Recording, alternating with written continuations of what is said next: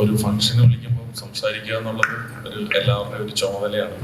ഒരു സിനിമ ഫംഗ്ഷന് വരുമ്പോൾ അതിൻ്റെ ട്രെയിലർ, ടീസർ ഒക്കെ കാണുന്നു, നമ്മളതിൻ്റെ നല്ല കാര്യങ്ങൾ പറഞ്ഞിട്ട് പോകുന്നു.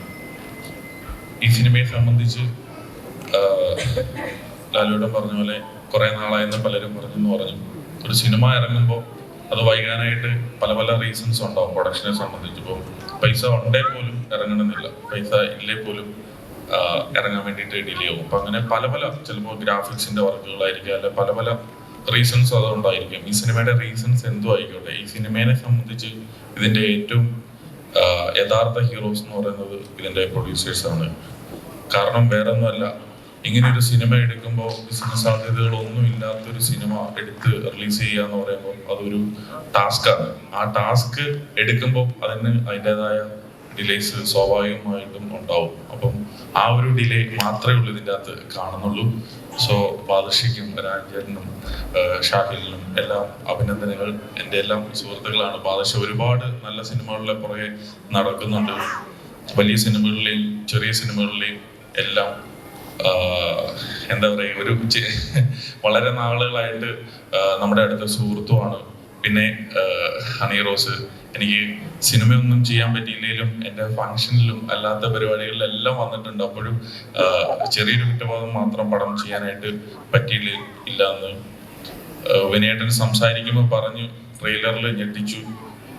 ട്രെയിലറിൽ മാത്രമല്ല, ഹണി റോസ് അല്ലാതെയും പ്രേക്ഷകരെ ഞെട്ടിച്ചുകൊണ്ടിട്ടിരിക്കുകയാണ്. എനിക്ക് ഇനിയും പറയണമെന്നുണ്ട്. അതെന്തെങ്കിലുമൊക്കെ കാരണവശാൽ ഈ സിനിമ കാണാനായിട്ട് പ്രേക്ഷകർ എന്തുകൊണ്ടിട്ട് വരണം എന്ന് ചോദിച്ചു കഴിഞ്ഞാൽ വേറൊന്നുമല്ല, ഹണി റോസ് നായികയാകുന്ന അല്ലെങ്കിൽ നായകനാകുന്ന ഒരു സിനിമ പ്രേക്ഷകർ സ്വീകരിക്കുക എന്ന് തന്നെയാണ് എൻ്റെ ഒരു പ്രതീക്ഷ.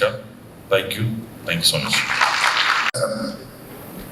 ശരിക്കും സ്ത്രീ സമത്വം എന്ന് പറയുന്നത് ഇവിടെ സംഭവിച്ചിരിക്കുകയാണ്. ബാദുഷയുടെ ഭാര്യയും കൂടി പ്രൊഡ്യൂസറിലേക്ക് വന്നപ്പോൾ നിങ്ങൾ ശ്രദ്ധിക്കാത്ത ഒരു വലിയ കാര്യമുണ്ട്. അടുപ്പുകല്ല് പോലെ 3 മിടുക്കികളായ പെണ്ണുങ്ങളാണ് ഈ സിനിമയിൽ നിൽക്കുന്നത്. അവരിൽ നിന്നാണ് തുടങ്ങേണ്ടത്. ആനന്ദിനി പാല ഈ കാണിച്ചതൊന്നും പ്രഹസനമല്ല. അവര് ഒരു പച്ച ആയ ഒരു നിഷ്കളങ്കയായ ഒരു സ്ത്രീയാണ്. ഞാൻ അവരെ 2 പ്രാവശ്യം കണ്ടിട്ടുള്ളൂ, 2 പ്രാവശ്യം സംസാരിച്ചിട്ടുള്ളൂ. ഈ സിനിമ ഞാൻ കണ്ടതാണ്.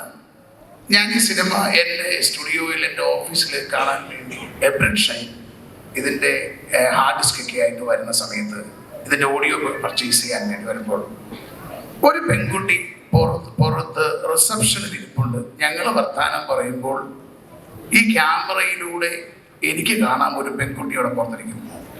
അപ്പൊ ഞാൻ ഓർത്ത് ഇതാണ്. കുറച്ച് കഴിഞ്ഞപ്പോഴാണ് പറഞ്ഞത്, ചേട്ടാ ഇതിന്റെ ഡയറക്ടർ പുറത്തിരിക്കുകയാണ്. ഞാൻ പറഞ്ഞു അവരെ ആദ്യം വിളിക്കൂ, അവരല്ലേ ആദ്യം പറയണം. അങ്ങനെ അന്ന് ഞാൻ ഈ കുട്ടിയെ അവിടെ വെച്ച് കണ്ടതാണ്. ഞാൻ ഈ സിനിമ കണ്ടപ്പോൾ എനിക്ക് മനസ്സിലായത് 2ാമത്തെ അടുപ്പുകല്ല് എന്ന് പറഞ്ഞത് ഇപ്പൊ എൻ്റെ സുഹൃത്ത്, എൻ്റെ സഹോദരൻ, അദ്ദേഹം ഇപ്പോഴും പറഞ്ഞു, വളരെ പുള്ളി എപ്പോഴും തമാശ നർമ്മം പറയുന്നതുകൊണ്ട് ഇന്നത് ഏറ്റില്ല. പുള്ളി പറഞ്ഞു പോയത് ഹണി റോസ് നായികയാകുന്ന, പിന്നെ പുള്ളി ആഡ് ചെയ്തു നായകനാകുന്ന. ശരിക്കും പറഞ്ഞാൽ ഹണി റോസ് ഇതിനകത്തെ നായകനാണ്.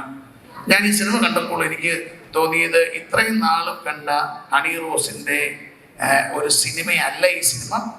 അത് കഴിഞ്ഞ് ഒരു 2 പ്രാവശ്യം ഞാൻ ഈ സിനിമ കണ്ടപ്പോഴും എനിക്ക് തോന്നിയത് ഇത്. അപ്പം നിങ്ങൾ ചോദിക്കുക എന്തുകൊണ്ട് നിങ്ങൾ ഡിസ്ട്രിബ്യൂട്ട് ചെയ്തില്ല എന്ന് ചോദിച്ചാൽ അതിന് ഈ പറഞ്ഞ പോലെ വേറെ ചില കാരണങ്ങളായിരുന്നു. പക്ഷേ ഇറ്റ്സ് എ ബ്യൂട്ടിഫുൾ സിനിമ.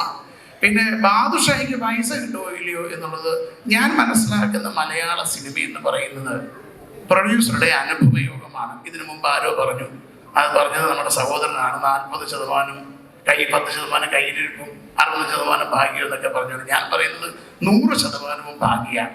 ഭാഗ്യമുണ്ടെങ്കിൽ സിനിമയായിരിക്കും. പക്ഷെ ഈ സിനിമയിൽ ഞാൻ പറയുന്നത് കേരളത്തിലുള്ള എല്ലാ സ്ത്രീകളും, സ്ത്രീ സമത്വം പൊക്കിപ്പിടിക്കുന്ന എല്ലാ സ്ത്രീകളും പോയി ഈ സിനിമ 150 രൂപ എടുത്ത് കാണണമെന്ന് പറയുന്ന ഒരാളാണ് ഞാൻ. കാരണം അത്രയ്ക്ക് കഷ്ടപ്പെട്ട നിറക്കുന്ന ഒരു സിനിമയാണ്. അപ്പൊ അതുകൊണ്ട് ദയവായി ഈ സിനിമ പോയി കാണുക.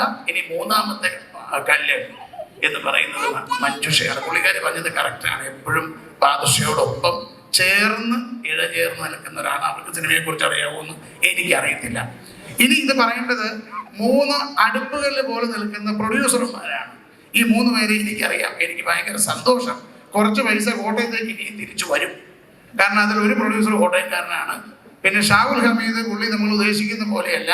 പുള്ളിയുടെ കയ്യിൽ കണ്ടമാനം കാശുണ്ട്. അതാണ് ബാദുഷായുടെ ഐശ്വര്യം. അതുകൊണ്ട് എല്ലാവിധ ഐശ്വര്യങ്ങളും ബാദുഷായ്ക്കും പ്രൊഡ്യൂസർമാർക്കും ഉണ്ടാകട്ടെ. ഈ സിനിമ ഡിസംബർ 6 ആരോ പറഞ്ഞതുപോലെ കടിച്ചു കിറച്ച് പോത്തിനെ വെട്ടുന്ന സമയത്ത് തന്നെ വരട്ടെ. എല്ലാവിധ ആശംസകളും നേരുന്നു. Thank you.